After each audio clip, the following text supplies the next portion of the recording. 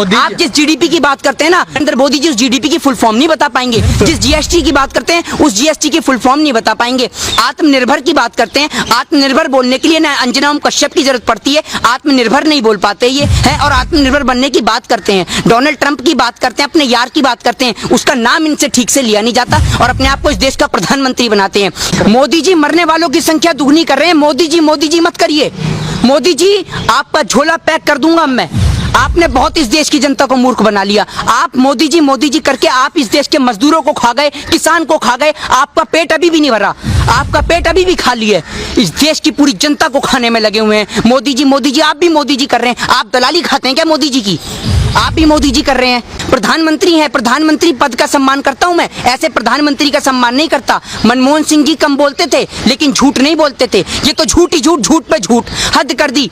अब बात पानी सर से ऊपर जा चुका है। आप लोगों को मरने के लिए सड़क पे छोड़ रहे हैं। आपके पास कोई सुविधा नहीं है, आपके पास पॉलिसी नहीं है। नरेंद्र मोदी जी अगर आप में दम है तो आइए आप एक दिन मुझसे ही डिबेट करके दिखाइए। मैं आपको बताऊंगा कि आपको इस देश के बारे में क्या जानकारी है। ये देश वो है जिसके अंदर नालंदा ताशकंद जैसी यूनिवर्सिटी है। ये देश वो देश है जिन्होंने महारानी लक्ष्मीबाई जैसी वीरांगना को पैदा करा। ये देश में आप जैसे लोगों की जरूरत नहीं है जो इस देश के नागरिकों को मरने के लिए सड़क पे छोड़ दे।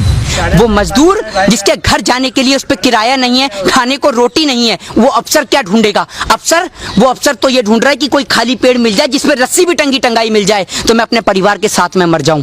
उस माँ से जाके पूछिए जो सड़क पे मृत हो जाती है। वो एक छोटा बच्चा, छोटी सी उम्र का बच्चा अपनी मृत माँ का दूध पी रहा होता है पेट भरने के लिए। उस माँ से पूछिए जिसके पेट में नवजात शिशु पल्ला होता है और उसको 8 हॉस्पिटल में जाने के बाद भी कहीं जगह नहीं मिलती और वो माँ दर की ठोकरें खा के, अस्पतालों की ठोकरें खा कर एम्बुलेंस के अंदर अपना दम तोड़ देती है। क्या ये घटना शर्मसार नहीं है?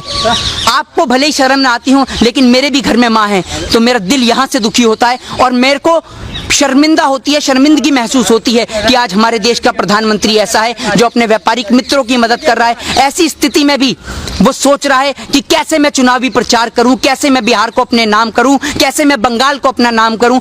अमित शाह जी आपको शर्म आनी चाहिए। आपका भी एक बेटा है, एक बार अपने बेटे की ओर देखिए कि आपका इकलौता बेटा अगर बीमार हो जाता है तो आप उसके लिए क्या कुछ नहीं करेंगे। आप इस देश के तमाम बच्चों की तुलना अपने बेटे के साथ करिए, तब आपको पता चलेगा, तब आपको उस माँ का, उस बेटी का, उस बहन का दर्द समझ में आएगा कि एक बच्चे की कीमत क्या होती है। मजदूर से आपने पूछा कि क्या आप सुविधा दे रहे हैं श्रमिक ट्रेन के अंदर? राजधानी में आप भेज नहीं रहे और राजधानी का किराया वसूल कर रहे हैं। आपको शर्म नहीं आ रही? कितनी और दलाली खाएंगे इस देश के चौथे स्तंभ को? पूरा तो जंग लगा चुके हैं, कारण इस देश का चौथा स्तंभ गिर भी जाएगा और हम लोग जिंदा हैं इस देश के चौथे स्तंभ को बचाने के लिए। हम ऐसे लोगों का कदापि साथ नहीं देंगे और तमाम लोगों से मेरा निवेदन है, जिन माँओं ने, जिन बहनों ने, जिन बेटियों ने अपने घर परिवार के सदस्यों को खोया है, उनको पता है कि दुख दर्द क्या होता है। और अब आपको और हमें, आप क्या सोच रहे हैं? कश्मीर के अंदर कश्मीरी पंडित किस तरीके से मारे जा रहे हैं। आप इस हिंदुओं का वोट का सिर्फ इस्तेमाल करेंगे वोट बैंक के लिए? अब इस देश का हिंदू भी जाग चुका है, मुस्लिम भी जाग चुका है, सिख भी जाग चुका है, ईसाई भी जाग चुका है। प्रधानमंत्री जी ऑनलाइन सुविधा करते हैं कि आप इस पे कॉल कीजिए और भारतीय जनता पार्टी की सदस्यता लीजिए। तो प्रधानमंत्री जी एक नंबर जारी कर सकते थे कि पूरे देश में कहीं भी मेरे भारतवर्ष का कोई भी मजदूर परेशान है, किसी भी जाति धर्म को मानने वाला, वो इस नंबर पे कॉल करे, उसके लिए खाना और राशन पहुंचाया जाएगा। प्रधानमंत्री ये कर सकते थे। प्रधानमंत्री ये कर सकते थे कि दिल्ली के तमाम बॉर्डरों से लेकर यूपी, लखनऊ, वाराणसी, कानपुर, केरल, कर्नाटक, पश्चिम बंगाल, हरियाणा, तमाम जगह, क्योंकि प्रधानमंत्री पूरे देश का होता है, तमाम जगहों पर भारतीय जनता पार्टी वालों को और उन निक्करधारी सेवकों को खड़ा कर देते कि कहीं भी मेरे भारतवर्ष का कोई भी मजदूर पैदल जाते हुए दिखे तो उसको सुविधा कराओ आने जाने की, और अगर कोई प्यासा दिखे तो उसे पानी की सुविधा कराओ। देश के प्रधानमंत्री इतना तो कर सकते थे। अरे इस लॉकडाउन के अंदर तो इतना देखने को मिला है कि लोगों को पानी तक नसीब नहीं हुआ, भूखे और प्यासे मर गए।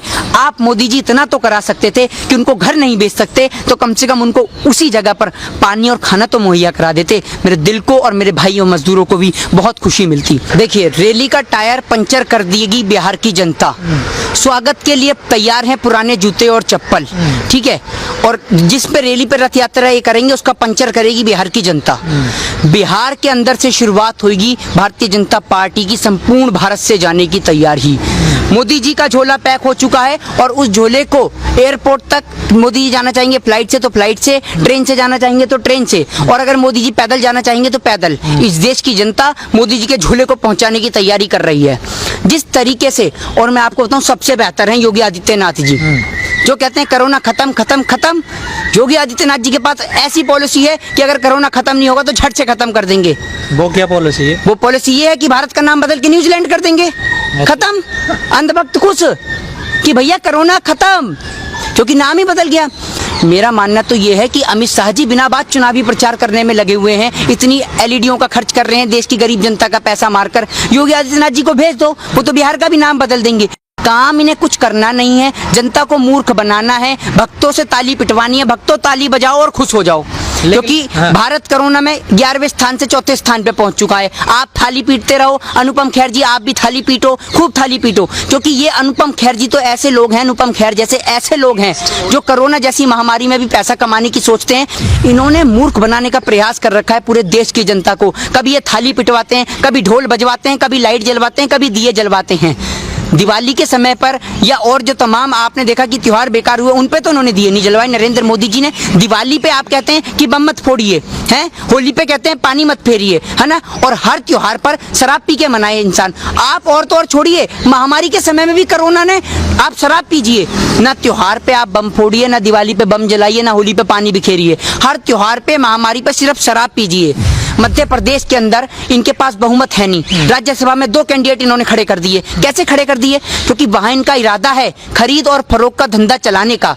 ये पुराने बाजीगर हैं, धंधा करने वाले लोग हैं। ये जो गरीब देश की जनता, जो किसान खून पसीने की कमाई से पैसा कमाता है ना, उस किसान से जाके पूछिए जो पूरे दिन अपना पसीना बहाता है, तब उसका बेटा, आपको पता है जब किसान के फोन पे मैसेज आता है तो उसका पिता उससे कहता है कि बेटा फोन पे मैसेज आया, जाकर देख।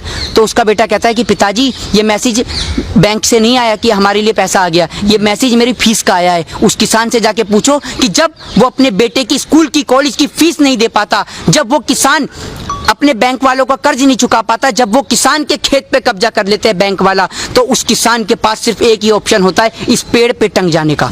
और आप एक बात बताइए कि अगर यही सुविधा, जब एक किसान सड़क पे मरता है, जब एक मजदूर सड़क पे मरता है, तो उसको एम्बुलेंस की सुविधा कराई जाती है उसकी डेड बॉडी को उठाने के लिए। अगर यही सुविधा उसको घर पहुंचाने के लिए कर दी जाए तो शायद इस देश का मजदूर कभी ना मरे।